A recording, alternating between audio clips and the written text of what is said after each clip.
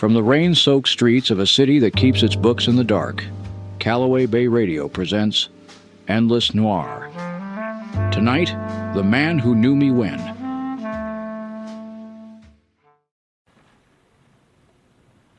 The knock came at first light, sharp and certain in the hard, clear cold. A year of learning to be seen, and here was the city, cashing the ticket. Whoever stood on the other side of that glass, they'd found me the easy way now. Everybody could. That's a caller, Sunshine, not a draft. I'll get it. You just sit there looking like the last man awake in Callaway Bay. There's a woman out there, wet to the knees, dock coat. She's been standing under the awning since before I put the coffee on. You're the one who does it for nothing. That's what they say down the row. I don't want charity, mister. I can pay something, only... They're calling my husband a drunk. The hiring hall says he walked off the end of the pier with a bottle in him, and that's a drunk's death, not a docker's. They won't pay a widow on a drunk. Prove he didn't drink himself into that water. That's all I want. His name back. Sit down out of the wet. I'll look into it. Dale, put the kettle on for her. You said yes before she got to the paying part. You always do.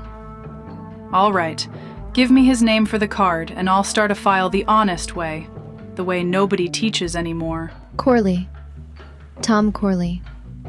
Worked the North Gate 20 years, back when there was work to fight over. Dale went quiet then because she was watching my face and something had gone across it she'd only seen a handful of times. I picked up the pencil. Tom Corley. I wrote it down slow and the letters knew my hand before I did. Frankie could have told you where a man went into the harbor. Nobody had to tell me this one. I stood on that same North Gate once, a kid with cold hands and no name worth painting on anything, and Tom Corley shared his coffee with a nobody 20 winters gone. Before I had an office, before I had a door, before this city ever gave me a name to lose. The back room of the Chronicle smelled like cold coffee and hot lead, and it was the only room in Callaway Bay where the truth got set and typed before somebody decided not to run it. Flynn had his sleeves rolled and a cigarette going that he'd forgotten to smoke. When a newsman leaves a butt to burn down like that, it means he's holding something he doesn't want to put his name on. Shut the door, will you? Flynn of the Chronicle saying things Flynn of the Chronicle won't print. That's the kind of talk that likes a closed door. You asked me about the gate this winter, so here's the gate. It doesn't run on strength anymore, it runs on whispers. Whispers don't unload a freighter, Flynn. No, but they decide who gets to. Work's thin, the morning line's long, and the hiring hall's only got so many chits to hand out. So a man wants a spot, he gives up a name, somebody with a bad debt, a union mouth, a fella they'd rather not see on the pier. He trades the other man's name for his own place in line. Quiet, nobody prints it, I can't even prove it. And the names that got traded, where'd they end up? One of them ended up not walking right anymore. Here, this name got called at the gate the same week its owner turned up with a leg that doctors couldn't set. That's the part I can hand you. The part I can't is who carried that name into the hall for the whispering. The hall only trusted one man to carry names in clean and never let the wrong ear hear which door they went through. You knew him. I'm sorry, I'll leave it there and you tell me if you want the next name on the list. He didn't have to say it out loud. There was only one man down there who heard everything and sold most of it, and he'd been dead since they pulled him out from under the L at low tide. Frankie Slim, running names to the hall with his last winter's breath. I'd spent a year missing the man. Now I got to spend a case finding out what he'd done before the harbor found him. In this city, even the dead leave you a debt to collect.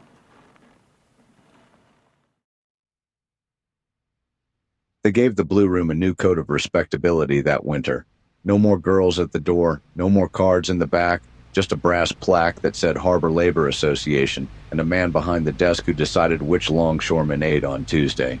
Paulie Marchetti didn't run rackets anymore. He ran the gate. That was worse. There he is. Sit down. Sit down. You want coffee? Real coffee, not the mud they pour down the street. See, I remember you don't drink on the job. That's a thing I respect about a man, that he's got a rule, and he keeps it. I came about your friend, the one they pulled out of the tide with a notebook full of other men's business. My friend, Yeah, he was a useful fella for a lot of years. Knew things, carried things, never wrote them down where it counted. And then, you know how it goes. A man gets old and cold and he starts writing things down. That's not useful anymore. That's inconvenient. There's a difference, and the difference is everything. So the hall decided he didn't eat. The hall decides who eats. That's all it does. I don't gotta lift a hand no more, sunshine. Just don't call the name. Frankie, God rest him, he'd have told you the same. Back when there was still a stool for a man like that. You wait long enough by a cold gate, you sell whatever you got left, just to hear your name once more. And he had plenty to sell. Names, mostly. Right up to the end. Who's holding? Who's hiding? Who owes? Oh, that reminds me. One of the last ones he gave up, to keep his spot another week, was where a certain detective keeps his office these days. The one everybody can finally find on paper. Funny how that works. You take care in this weather. It's a bad season to be easy to locate. He said it the way another man might mention the rain was coming. No threat in it. He didn't need one. An old friend had spent me for one more morning at the gate, and now the whole city could read the address. I walked out into the cold, and for the first time in 37 cases, I found myself checking the street before I crossed it.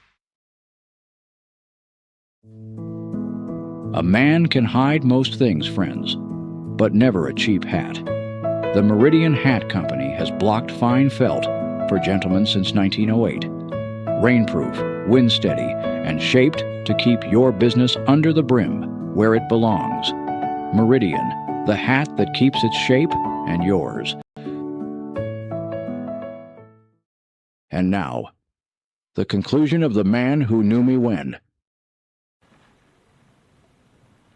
The flat was cold enough to see your own breath, and the radiator had given up the same week the man of the house did. His things were in a cigar box on the sill, the way a poor man keeps what little he can't spend. Under a pawn ticket and a St. Christopher medal, folded down to nothing, I found the list. A docker's own hand, careful the way a man is careful about the thing that shames him. A column of names traded to the gate for a week's work, and near the bottom, in the same ink, his own. You found something. I can tell by how quiet you got. Say it plain, mister. I've been married to a longshoreman 12 years. I don't spook. It's a list, ma'am. In your husband's writing. Names he gave the gate to keep his own hook. I'm sorry. Then don't. Don't read them to me. I know what he was, and I know what it cost. I lived on the wages of it, and I never once asked. He's in the ground now, 3 days cold, and a rat's widow gets a shut door, and a rat's widow gets no due. An honest man's widow, they let her keep her rooms. He carried me down 4 flights of these stairs the day I broke my ankle, and he sang the whole way so I wouldn't cry. That's the man I buried. You've got the other one folded up in your hand. I'm asking you, leave me mine. Put it in the harbor where the rest of this city's sins go, and let me have the one who sang. I've had guns pointed at me by steadier hands than hers, and none of them ever moved me an inch. But this did. It wasn't the betrayal that got in under the coat. It was the love that outlived it. She'd worn a man's sin for 12 years to feed a marriage, and now she wanted to bury it with him and keep the singing. Frankie Slim would have known the price of every name on that page, right down to the nickel. I only knew the price of one of them. I folded the list back down and put it in my pocket, and I hadn't yet decided whose the last word on it would be. The stove in the corner hadn't drawn right in years, but it took the list all the same. Paper's an honest fuel. It doesn't argue, it doesn't swear on its mother, it just curls up and goes. 6 names in a dead man's handwriting, and the harbor could keep its accident, and the widow at the gate could draw her honest man's due on a lie I fed the fire. That's the 3rd time you've opened that stove door to look at nothing. It's gone, sunshine. You burned it an hour ago. Whatever you're waiting for it to say, it already said it. The widow gets paid. The hall signs off, calls it a drowning, and nobody goes down to the pier looking for who talked. That's the whole arithmetic. It's clean, Dale. Clean. Sure. You burned a list so a grieving woman gets her check, and you'd like me to write it up as charity. Only, I've been counting for you a long time, and that's not the column this one goes in. Say the column then. You always do. His name was on that list, in his own hand. He knew you when, and he sold you for a morning's pay at that gate. You didn't burn it for her. You burned it so you'd never have to say out loud that a friend put you on paper for the price of a shift. She wasn't wrong. She's never wrong, and she's never gentle about it either. Frankie went into the harbor knowing every name in this town but his own worth. This one I'd lost twice. Once to the water, and once to the 6 lines he'd written before it took him. The stove had the last of him now, and it wasn't giving him back. So that's what a man's word buys in Callaway Bay this winter. A widow's peace, bought with a friend's betrayal, paid for by me, and filed where nobody'll ever read it. Dale poured 2 cups and didn't say a thing more. Some loyalties you carry so the other fellow never has to learn what they cost. KCAL will return to tonight's story in just a moment. Don't touch that dial. Friends, the night runs long in this town, and nobody knows it better than the man who works it. That's why night people reach for lamplight coffee. Slow roasted, honest, and strong enough to keep a fellow's eyes where they belong. Open. Lamplight, the cup that keeps the night shift honest. And now, our second feature, The Straight Left. January came into Callaway Bay with the harbor half froze and the wind coming off it like a grudge. She came in behind it. No furs, no perfume, just a wool coat mended at the elbows and a wedding ring worn thin. The kind of trouble that pays in worry instead of cash. You're the detective. I got your name off a fella at the Union Hall. It's about my husband. He fights Saturday, over at the arena. And I'll tell you straight, mister, I can't pay you much. Sit down out of the cold. Tell me what your husband did to put that look on your face. He won't throw the bout. The promoter wants him down in the 4th, and Sam won't do it. Says a man's only got the one name, and he's keeping his. I'm not here to make him bend. I know that man. He won't. Then what's the fear? A fighter who won't sell usually only loses a purse. It's the boy. Sam's kid brother, 17, works the docks. The gate boss told me himself, the morning after Sam wins honest, the boy's name comes off the call list. No call, no day's work, no bread. They can't hurt Sam, so they'll starve the child instead. And there it was, laid out plain on my desk in a worn-through glove. The fix was never the fight. A man like her husband they can't buy, so they'd priced his honesty out in somebody else's supper. The leverage wasn't the ring at all. It was the gate at dawn, and a promoter with his fist around a boy's bread. Marchetti kept his dock office warm while the rest of the waterfront turned to iron. He'd gone gray and heavy behind the desk, the muscle traded in years back for a ledger. These days, Paulie Marchetti didn't break a man. He just decided whose name got read at the gate, in this city that came to the same thing. The Seamus. In my office in January, and I got no bodies missing this week, so it ain't business. Sit. You're letting the cold in. A dockhand's getting scratched off your call list Sunday. 17 years old. His brother's a club fighter who won't take a dive. I came to ask whose hand's on that list. Not mine. See, that's the part burns me. These are my docks, my gate, my hall. And some fight promoter's been leaning on it to squeeze a boxer, using my muscle, my say-so, and he never once come to me and asked. That's disrespectful. So you'll pull it back, let the kid keep his call. Don't get warm on me, detective. I don't lift a finger for a fighter or his brother. That's their weather, not mine. But a man renting my gate behind my back? That's a different account. What I do about it, I do for me. You just happen to be standing near it. I'd stood at a gate like his once, a long time back, before I had a door with my name scraped off it. Another set of shoulders in the dark.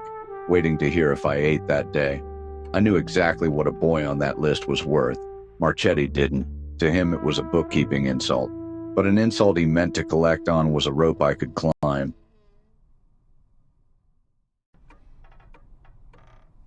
Dale had the coffee on before I got my coat off, which meant she'd already read the file over my shoulder and decided I was going to need it.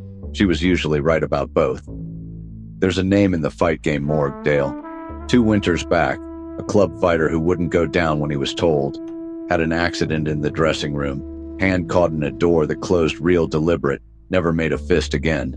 An accident.